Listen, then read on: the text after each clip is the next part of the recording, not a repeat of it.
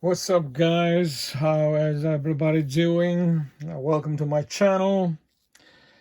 On this video I want to show you my MARILLION collection.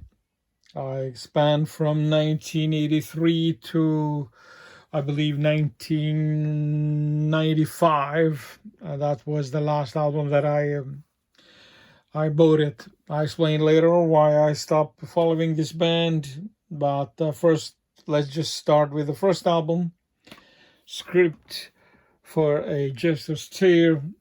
This early MARILLION was very close to that early Genesis with Peter Gabriel.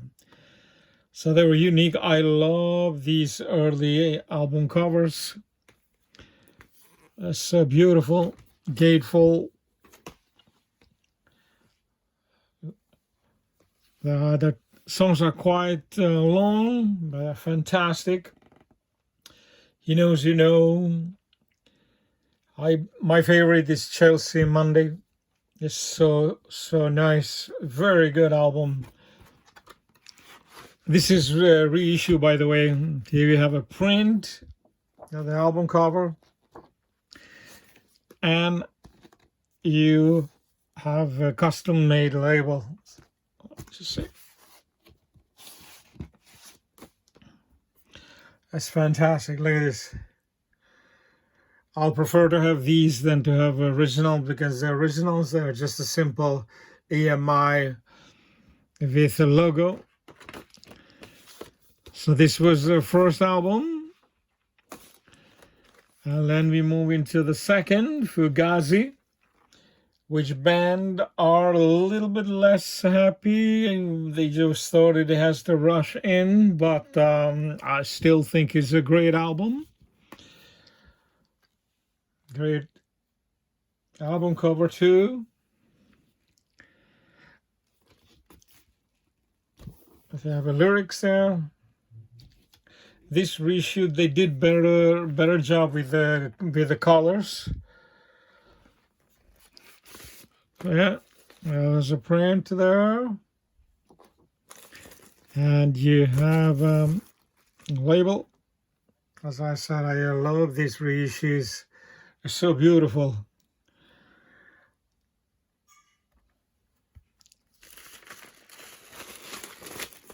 So this was Fugazi. It has some great songs here too. Assassin is very good. And I love Jigsaw too. That's really fantastic band. Progressive rock. MARILLION, they made some things like this. Is a live album, which was like a low budget or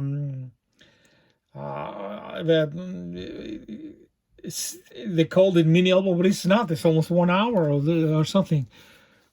It's a live album. It's all right to have it. So let's some pictures here. So it's not in some kind of way, because they had just 2 records before that. They had a few songs that are not in those 2 albums. Some pictures there, and this was never released actually. This is how the labels were in the other albums, EMI. So anyway, I bought them because it's good to have it there. Reel to Reel, which is a live album. And the songs there, I believe, was a video too, a video cassette, the VHS in those days. So that's why they just put those songs here, or some of it. And then came the album that made them stars, international stars, Misplaced Childhood. Look at this. Fantastic. This is also a reissue, and they've done a great job with these colors. Yeah, the lyrics inside is progressive rock at its best. I love this album. This is fantastic record. And there's the labels here. And Beautiful. It's fantastic. If you're going to renew your MARILLION collection, buy these. They are really, really cool. Oops. So that was Misplaced Childhood. And then come actually my favorite Fish album is Clutching at Straws. This is first edition. I didn't like the one they reissued as a double album. I just feel ridiculous. Album is quite long, but it's supposed to be just one vinyl, so that's why I didn't buy the new one. It has embossed logo, and the pictures also embossed too. And unfortunately, I don't think it's such a good album cover. It's just a one sleeve. I like when it's gatefold. You have lyrics inside. It's really, really good. CD have a single extra track called Going Under, which is beautiful. Here we have original custom-made label. There you go. So this was Clutching at Straws, my favorite Fish album. And then there became one of those albums which I said there was just like a gap filling, or it's like a B-side of themselves. Quite hard to find this one actually.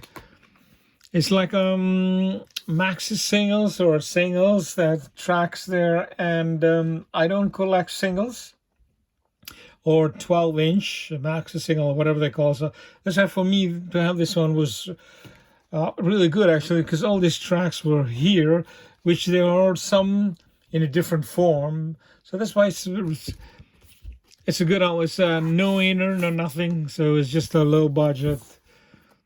And there was that simple label, like the first records, just the logo there, and that's it. But the album is nearly an hour long. So it's really, it's a good album to have. By this time, actually, Fish was, I decided to leave MARILLION. But they still made the live album. Check this album cover, is so good. I just really love these album covers. I think it was Mark Williams, the artist who made them. It's just, look at this, it's fantastic. Great live album. It's one of my favorite actually. And it's so beautiful. It's a band on the stage. It's just fantastic. But during the mixing of this album, I think, or maybe Fish, he didn't even show up, actually. He decided to leave band and he didn't care anymore. This is also original first press. They've never been re-released. We have pictures from the tours. This is from Fugazi.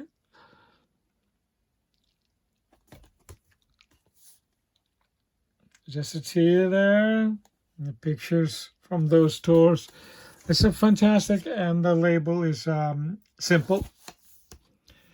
And it's so nice, this so clear, the picture of the album. I think I have to buy again this this album, because you see how clear is the painting on this. It's supposed to be the album this clear. And it's so nice here. It says no logo, no nothing. It's just the painting the way it's supposed to be. There you have the second vinyl. And the two pictures, and a tour from Clutching at Straws. Misplaced Childhood there. Again, just original painting.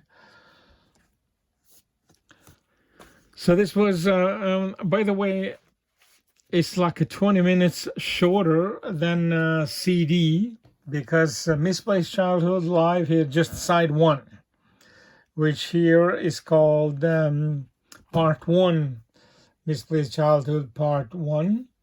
So side 2 is only on the CD.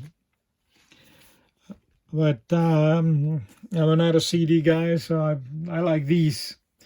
Okay, this is a Fish first solo record. So why do I put it here? Because I think this album is, if Marillion would have made a record after that live album, it would have sounded like this. This is very much Marillion album. It's fantastic album. The same artist who make the other covers from Marillion made this one too.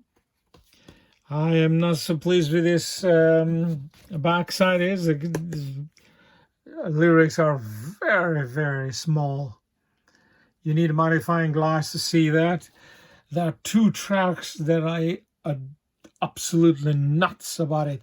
It's A Gentleman's Excuse and A Cliche. I just love every minute of this album, but those 2 tracks are my favorite, which is, I think is, yeah, it has a custom made label.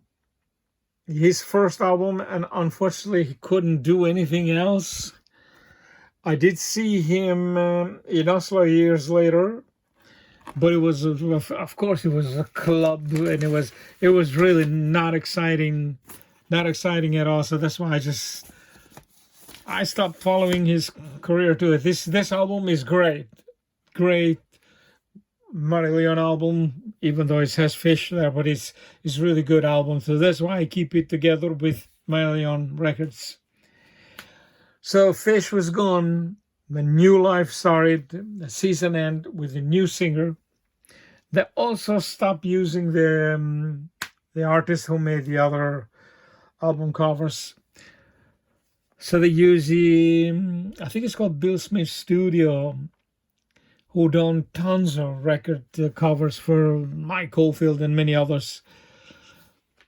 This album was right okay, to be honest. I was more curious what these guys are going to do. I like Easter. Season End is my favorite track. Hooks in You is supposed to be like a single. So the short, fast one. Generally, it's a good album. It's nothing to complain about it. It's a gatefold. You have lyrics there. So for me, it was a start. Actually, they proven that they can make good music without Fish, because people thought that after Fish is probably they have no life, because sometimes happen when such a big persona leaves the band, it will be very harder to continue. So here we have custom-made label, and by this time they still kept their logo.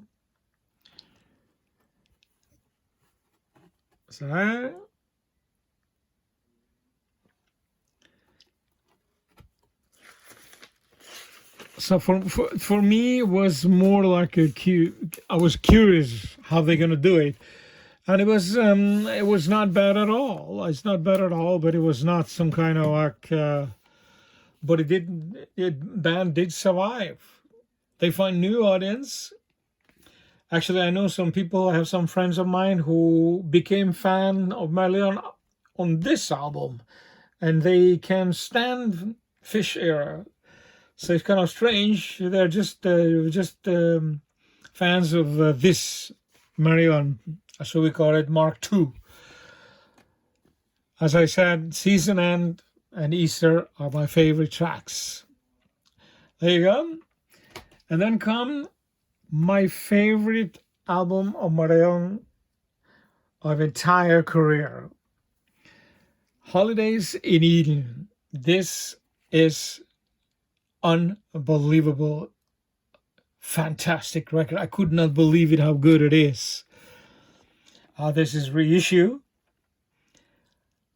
I love every track. This is really fantastic, and sadly, the band, they're not happy with it. They said it's too poppy or something.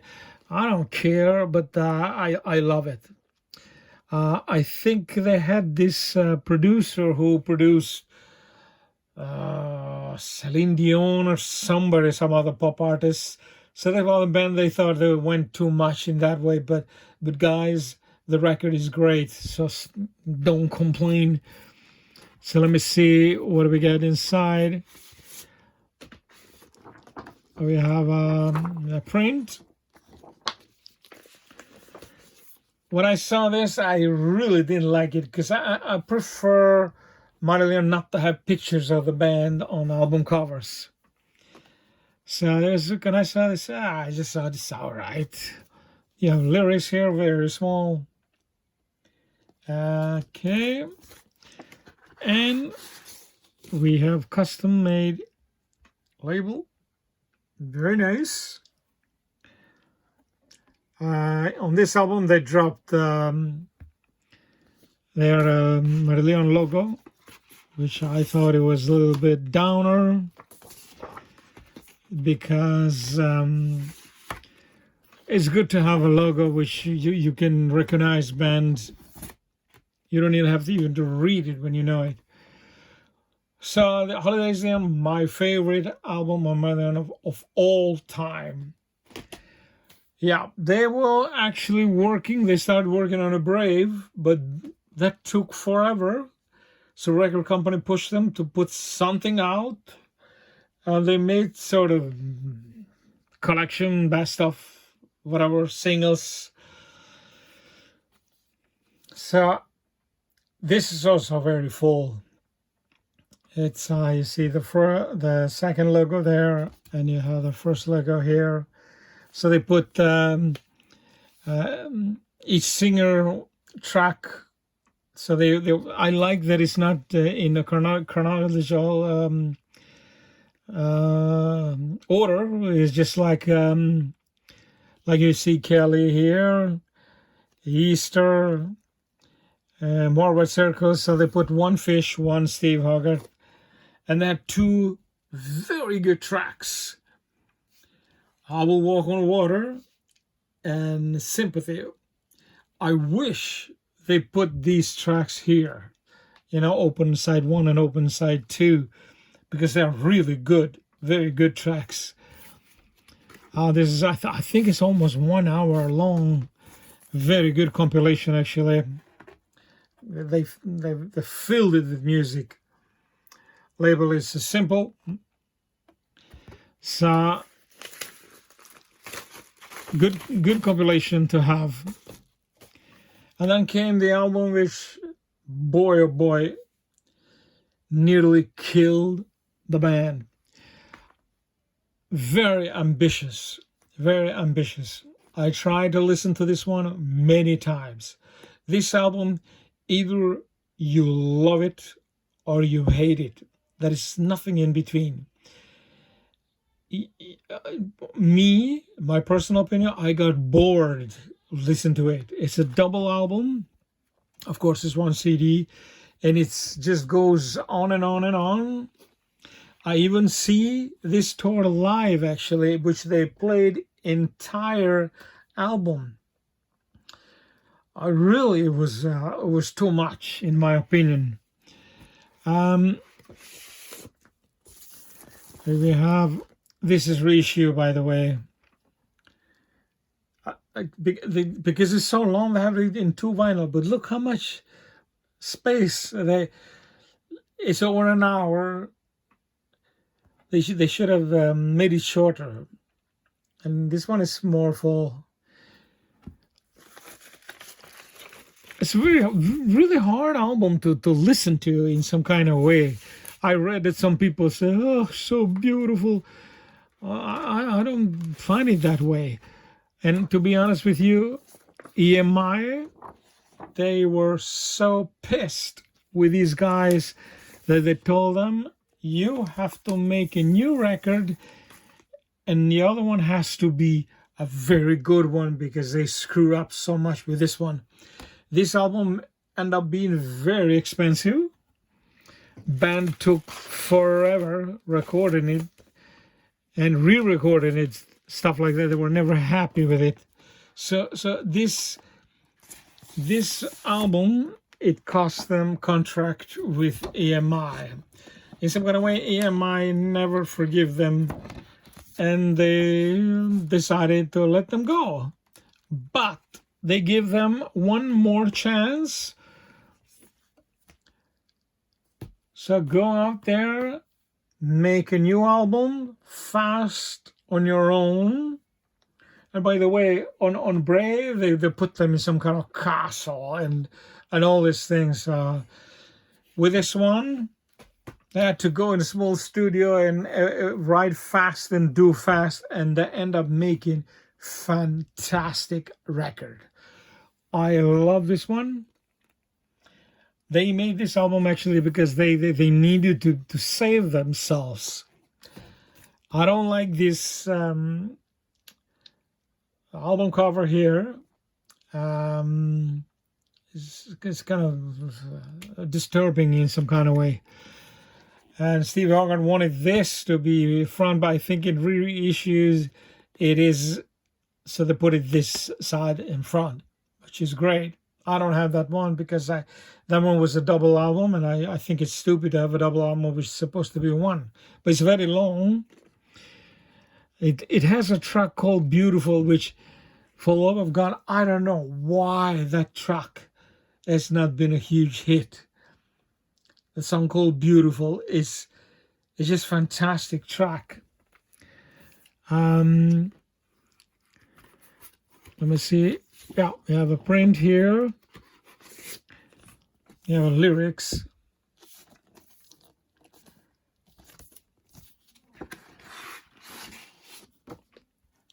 So that custom made label. This is also a reissue because it was very difficult to find this album before. So the track Beautiful is my favorite track, and also Out of This World is also fantastic, the track that opens side 2. So what happened after this album?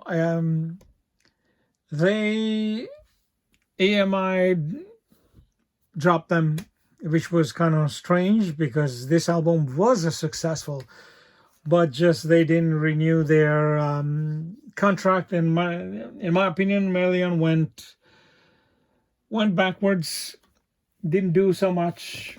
I tried to follow the band. I bought one more record, the CD in that time. That was called, I believe, Strange Agent or something. It was really not good.